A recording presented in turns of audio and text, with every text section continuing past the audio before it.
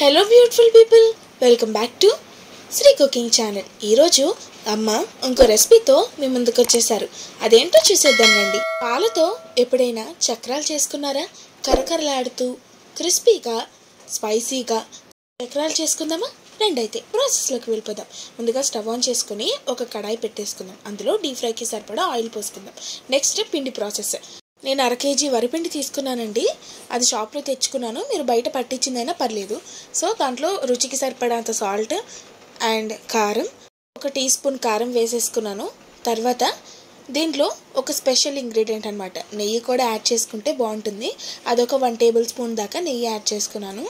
Next వాముని కొద్దిగా ఎక్కువ వేసుకోండి, నలుపుకొని వేసుకుంటే దాని ఫ్లేవర్ అనేది మనకి ఈజీగా తెలుస్తుంది, ప్లస్ టేస్ట్ కూడా బాగుంటుంది. సో వాము కూడా జల్లేసుకున్న తర్వాత ఒకసారి ఫస్ట్ స్పూన్తో డ్రై ఇంగ్రీడియంట్స్ని మిక్స్ చేసేసుకుందాము. ఒకసారి స్పూన్తో తిప్పేసుకున్న తర్వాత మళ్ళీ ఒకసారి చేతితో తిప్పుకోవాలండి, బికాస్ మనకి ఉప్పు కారం సరిగ్గా కలవాలి కదా. ఒకసారి తిప్పేసుకున్న తర్వాత టేస్ట్ చూద్దాము. ఉప్పు నాకు ఇంకా కరెక్ట్గా సరిపోలేదండి, సో ఇంకొంచెం యాడ్ చేసుకున్నాను. సో రుచికి సరిపడా ఉప్పు యాడ్ చేసుకోవాలి, జంతికల్లో మెయిన్ అదే థింగ్. సో డ్రై ఇంగ్రీడియంట్స్ కలిపేసుకున్నాం కదండి, కొంచెం ఉప్పు వేసుకొని మళ్ళీ ఒకసారి కలిపేసుకుందాము. ఇప్పుడు వెట్ ఇంగ్రీడియంట్ అనమాట, పాలు. సో నేను వేడి పాలు తీసుకున్నాను కాబట్టి చేత్తో కలపట్లేదు, స్పూన్తో కలుపుతున్నాను. నేను 1 గ్లాస్ ఆఫ్ మిల్క్ తీసుకున్నానండి. దాంతోపాటు 1 గ్లాస్ ఆఫ్ మిల్క్ అంటే 2 కప్పులు పాలండి. సో ఈ చక్రాల పిండి మీరు పూర్తిగా పాలతో కలుపుకోవాలన్నా కలుపుకోవచ్చండి. నేనైతే 2 కప్పుల పాలతోటి నేను కలిపేసుకున్నాను ఈ పిండిని.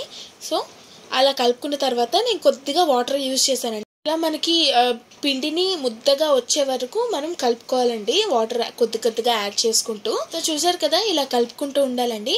మరీ గట్టిగా కలుపుకోవద్దు పిండి, బికాస్ మనకి జంతికలు కరెక్ట్గా రావు.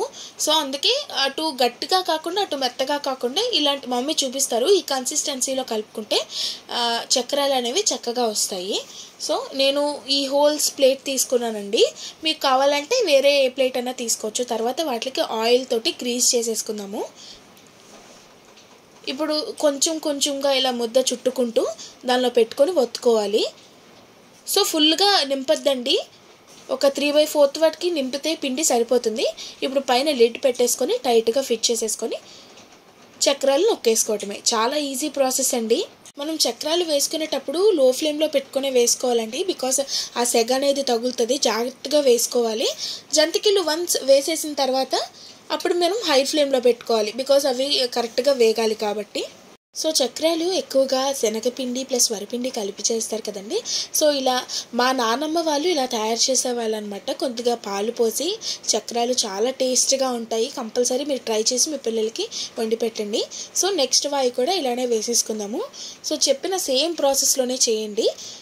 లో ఫ్లేమ్లో పెట్టుకొని చక్రాలు వేసేసుకున్న తర్వాత హై ఫ్లేమ్లో పెట్టుకొని ఎర్రగా వేపుకోవాలి. ఇలా మీరు ఎప్పుడైనా పాలతో జంతికలు చేశారా?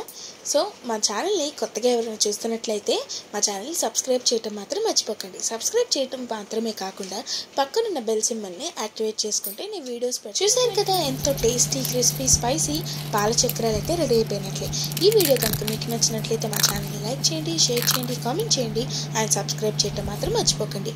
సో గైస్, ఇవాళ రెసిపీ అయితే కంప్లీట్ అయిపోయింది. ఇలాంటి మరెన్నో రెసిపీస్తో మళ్ళీ మీ ముందుకు వస్తాను. Until then, take care. See you guys in the next video. Thank you so much for watching.